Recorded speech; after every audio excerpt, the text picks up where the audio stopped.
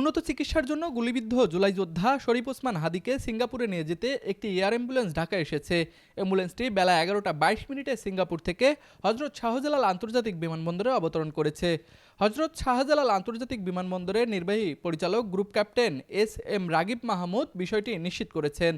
Air অ্যাম্বুলেন্সটি দুপুর 1:30 শরীফ ওসমান হাদিকে বহন করে সিঙ্গাপুরের উদ্দেশ্যে ঢাকা ত্যাগ করার কথা রয়েছে। হাদি জুলাই যোদ্ধা আন্দোলনের একজন গুরুত্বপূর্ণ নেতা এবং ইনকিলাব মঞ্চের মুখপাত্র। তিনি ঢাকা ৮ আসনের সম্ভাব্য সংসদ সদস্য প্রার্থী।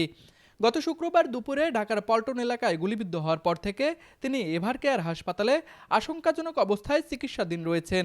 প্রধান উপদেষ্টার প্রেস উইং জানিয়েছে, অধ্যাপক ডক্টর মোহাম্মদ ইউনূসের নির্দেশনায় আয়োজিত একটি জরুরি টেলিকনফারেন্সে হাদিকে বিদেশ পাঠিয়ে বিশেষায়িত চিকিৎসা দেওয়ার সিদ্ধান্ত নেওয়া হয়েছে। তুষার আচার্য, ডেস্ক রিপোর্ট, RCTV।